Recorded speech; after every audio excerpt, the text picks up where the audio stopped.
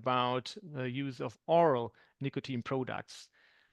So we are looking forward to your talk, Nargiz. Thank you so much for the introduction, Daniel. Can you just confirm that you see my slides? Yes. Perfect. All right, so let's jump back right in because we only have 15 minutes and a lot of material to cover. So today we're going to talk about nicotine pouches or oral nicotine pouches and their potential public health implications. All right, so what are oral nicotine pouches, or as I call them, or as we call them in research, ONPs? So ONPs are a relatively new class of nicotine products, similar in appearance and use to traditional snus. However, unlike snus, ONPs do not contain tobacco leaf. What they contain is either tobacco-derived or synthetic nicotine that is formulated into white granular powder, and that's why they are often marketed as tobacco-free. They are pre-portioned, sold in various flavors and nicotine strengths, as you can see on the picture here, pre-portioned nicotine pouches. And since their introduction to the global market in 2016, they have become widely available, and their global sales have been rising continuously. The leading brands, just as you've heard with the HTP's situation here, the leading brands of the nicotine pouches are owned by the major tobacco companies, and they are investing substantially in the ONP marketing. Example of the importance of nicotine pouch products for the industry is the recent merger of Swedish Match, which is the manufacturer of ZYN, and Philip Morris International, and the likely further growth of the ZYN brand. And finally, we also know that tobacco industry is aggressively marketing nicotine pouches through online displays, social media campaigns, and so forth. So let's talk a little bit about the public health implications of nicotine pouches. Well, the one implication could be the potential of nicotine pouches to become a harm reduction alternative to tobacco products, in a way that they may be a lower risk product if used as a substitute to replace more harmful types of tobacco, especially combustible products. But also if nicotine pouches are marketed towards current tobacco users, which is what the industry claims they're doing. There could be another potential implication where the ONPs provide another pathway of nicotine dependence. And that happens if nicotine pouches appeal to and are used by youth and young adults who never use tobacco or nicotine, if they're used in addition to tobacco or nicotine products, leading to dual or poly-use use, just as you've heard with the HTVs, and if the marketing targets youth and young adults. So in order to adequately assess these possible implications, we need empirical evidence. And given that this is a relatively new product, there isn't much there, but we have set out to conduct a scoping review with main objectives to review and summarize what is known about the nicotine pouches up to date and what could be their potential public health implications based on what we find out. And finally, also to differentiate findings by industry-funded versus non-industry-funded studies, because we've anticipated, as it is with e-cigarettes and HTPs, as you've seen it in the previous slides, that industry-funded studies, especially at the beginning of the market introduction of the new products, they dominate. So we've conducted a search in 3 databases, electronic databases, and we've included 5 outcome domains, which are product characteristics, which would include nicotine content and pharmacokinetics, toxicity and health impact, use patterns, product beliefs and perceptions, which would include product awareness, appeal, satisfaction, and risk perception, and sales and marketing. The included studies would be peer-reviewed studies published in English since 2016, and other types of studies such as reviews and non-empirical papers will be excluded. So the search was conducted on January 10th, 2024, which is quite a while ago, and we've included 62 studies, of which 1/3 was industry funded. The studies that we identified and included mostly came from the United States, the majority of them, but also from some other countries such as Sweden, UK, Canada, Germany, Netherlands, and Australia. So here I'm just going to sprint through the findings based on the outcome category. So when we look at nicotine pouch toxicity and health impact, and particularly the toxicant content of the nicotine pouches, so we find some differences. For example, for non-industry funded studies, they report a total of 180 chemicals found in nicotine pouches in total, which would average to about 17 per the nicotine pouch that they tested, sample that they tested. And they also indicate the presence of some harmful and potentially harmful compounds, including tobacco-specific nitrosamines. All studies, regardless of their funding, report fewer harmful or potentially harmful compounds and at lower levels compared to cigarettes and snus, with the exception of formaldehyde, which was consistently found in all studies and in all nicotine pouch samples at levels comparable to or sometimes exceeding snus. The human studies, which were only 4 and all funded by the industry, suggest beneficial effects of nicotine pouches in oral health after switching from smokeless tobacco and in levels of biomarkers of exposure and potential harm in smokers after short-term switching from cigarettes to nicotine pouch compared to continuing smoking. In vitro toxicity studies, which were also predominantly funded by the industry, here we also find some differences. And the difference is that non-industry funded studies suggest cytotoxic effects of nicotine pouches comparable to or exceeding snus in some samples, while the industry funded studies suggest that nicotine pouches are minimally cytotoxic, less cytotoxic than snus, and substantially less cytotoxic than cigarettes. When looking at product characteristics, in particular nicotine content, studies do indicate the ability to deliver nicotine at a similar concentration as snus, and they indicate a high degree of variability in nicotine content between nicotine pouch brands. I believe the highest one was something like 47 milligrams per pouch. The pharmacokinetic studies were also predominantly industry funded, and they suggest slower speed of nicotine delivery of nicotine pouches compared to cigarettes, regardless of the nicotine strength. But they also suggest lower plasma nicotine concentration for lower strength nicotine pouches compared to cigarette and snus, and comparable or higher plasma nicotine concentration compared to snus and cigarettes for higher strength nicotine pouches, such as 8 milligram or 10 milligram nicotine pouches.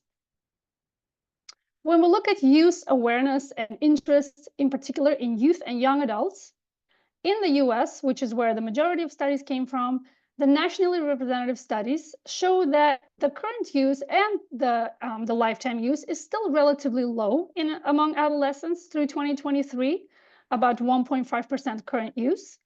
And between 35 to 42% of US adolescents and young adults have heard of nicotine pouches. Between 30 and 44% of young adult current tobacco users are susceptible to trying them. And now, despite the industry, claiming that they're marketing nicotine pouches to 21 plus adults who are current tobacco or nicotine users, we find that between 9 and 21% of tobacco naive youth is also susceptible to trying nicotine pouches. Some other countries, there are very limited studies that we found, but for example, in the Netherlands, that the lifetime and current use among adolescents in 2020 was nearly zero. In Canada and England, it was comparable. In 2019, it was comparable to the US. So use and awareness adults. In the US, the adult use estimates varied widely, and they were limited to populations with a history of tobacco use. Still, it was still relatively low, under 3% for current use, and 3 to 16%, depending on the study, for the lifetime use. Between 20 and 47% of adults with history of tobacco use were aware of nicotine pouches, and between 17 and 43% of adults were interested in using them. In other countries, comparably, Netherlands, the proportions are much lower. UK, it was quite comparable, although on the lower side to the US. Now, we wanted to look at the user demographic of nicotine pouches and whether there are some populations that are disproportionately using nicotine pouches. And what we found for current nicotine pouch use is that there is a higher likelihood of being young adults or ages 35 to 44, males, and current smokeless cigarette and ENDS users or electronic cigarette users, as well as former smokers. However, there is a disclaimer here that the sample sizes are quite small for current OAP use in surveys, and so you have to interpret those with caution. And when we look at associations with every use, we find a similar pattern of the higher likelihood of being young adults or younger adults, 18 to 45, males, and also current tobacco or nicotine product users. When we look at adolescents, and only ever use was looked into, again, because of the small sample sizes, but we see that the patterns are pretty similar to smokeless use. So they, the ever use of nicotine pouches in adolescents was also higher in males, non-Hispanic whites, and those reporting current or past 30-day tobacco or nicotine use. When we look at sales and marketing data, we see that between 2016 and 22, sales of nicotine pouches increased, or that's in the US, I have to say, increased from 163,000 to 808 million units, with ZYN being the overall unit, leading the overall unit share. The advertising expenditures of nicotine pouches by 2022 have exceeded those of traditional smokeless products, which means a substantial investment in this product category by the tobacco industry. And they're often marketed as more discreet alternative to combustibles, ENDS or HTPs, and cross-promoted to smokers as products that can be used anywhere. So unlike the HTPs, what we've seen in the previous presentation, where it was more about the claims of harm reduction, here it's claims of really convenience and being discreet. And of course, the tobacco-free describers is present as well in the marketing. So what have we learned through this system scoping review? We've learned that nicotine pouches appear to be less toxic than cigarettes and deliver comparable nicotine, presenting an alternative for combustible products, although key data are mainly available from industry-funded studies, and this is a big disclaimer. The use of nicotine pouches in both youth and adults remains relatively low through 2023, but as we've seen with the growth of sales, and we continue to see the growing sales in 2024 as well, we anticipate that the surveys will also reflect that growth in continuous years, in particular in 2024 and onwards. Nicotine pouch users are more likely to be current tobacco or nicotine users, suggesting situational rather than substitutional use of nicotine pouches. Relatively high awareness and susceptibility to use among adolescents and young adults suggests that this product may appeal, or the product appeal may reach others besides the established adult tobacco smokers, which is what the industry is claiming to be targeting. And growing advertising expenditures of nicotine pouches exceed those of traditional smokeless, which suggests increasing interest by tobacco companies in promoting nicotine pouches further. And finally, industry marketing tactics may encourage initiation in youth and situational and dual use of nicotine pouches in adults. So in order to continue and find more answers into what could be the possible implications, we still need more evidence. Mostly independent evidence, independent studies that are needed to determine the harm of nicotine pouches relative to combustible and non-combustible tobacco or nicotine products in relation to no use. We need longitudinal data on nicotine pouch just to determine the patterns and transitions of nicotine pouch use with other products. Continued monitoring is needed to understand the likelihood of supplemental nicotine pouch use as a replacement for combustibles, and use in otherwise nicotine-naive populations. We need future studies to assess awareness of and susceptibility to an initiation of nicotine pouches in a population with no history of tobacco or nicotine use, which is largely lacking at this point. And as more empirical evidence becomes available, we need focused systematic reviews that will provide pooled evidence and also do the appraisal of quality and certainty of the evidence, which we haven't done in this review. And at this point, thank you. If you have any questions, I'm happy to take it. And if you like to follow this QR code to see the published version of this presentation, please go ahead and do so. Okay, thank you very much, Nargiz, for a very interesting and comprehensive talk on this issue. So everyone in the audience, if you have a question, you can raise your digital hand. You have a little button at the bottom for doing so, and you can do that verbally, or if you feel more comfortable to do it in writing, you can use the Q&A function.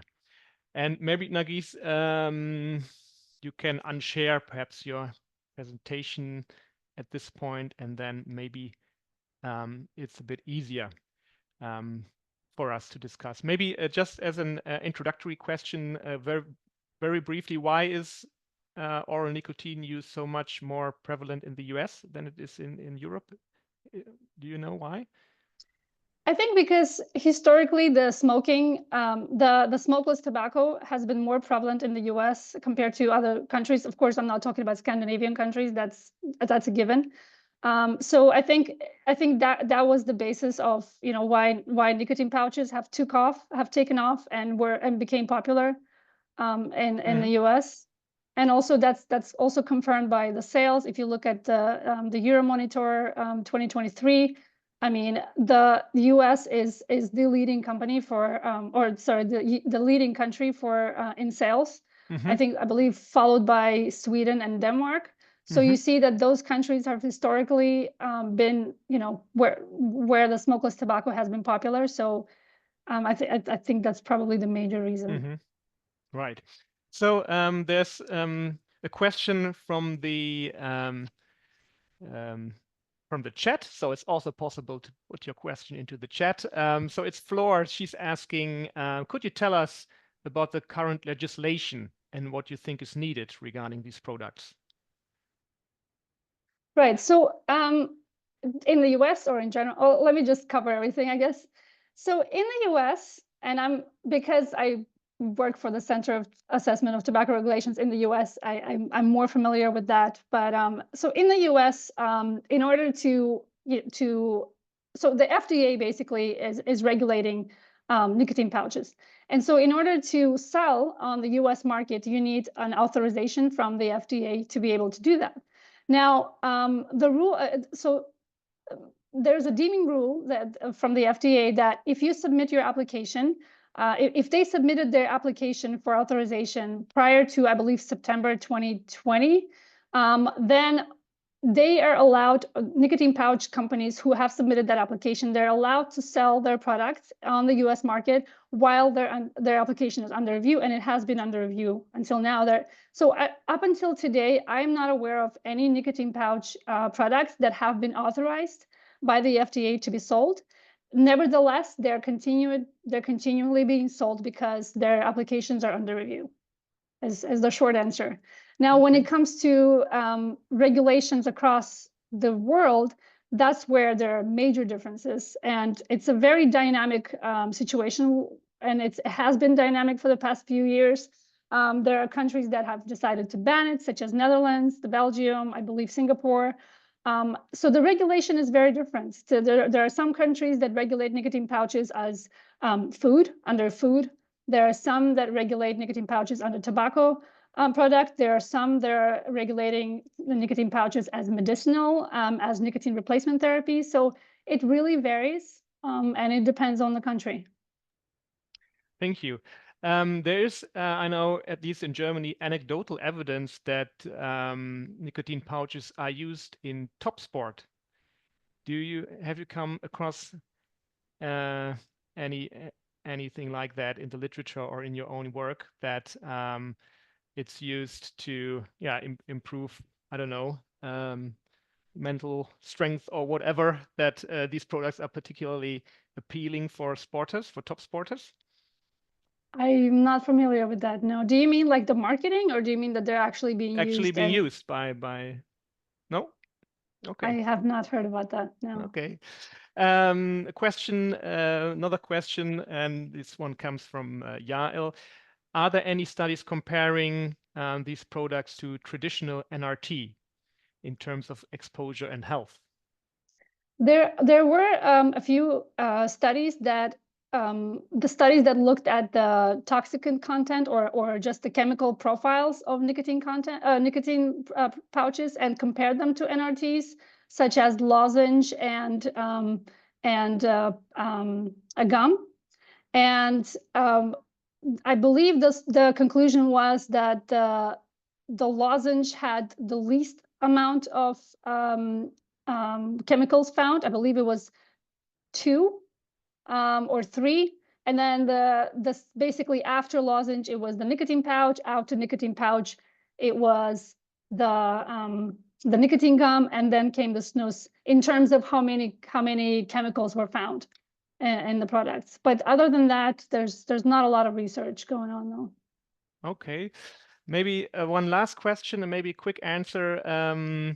Are you familiar with nicotine pouches that don't contain nicotine but 6-methyl nicotine? Have you heard about that? Question in the chat. I have only heard of nicotine pouches. I'm not sure. The only difference that I know is between the synthetic and the tobacco-derived nicotine. I have not.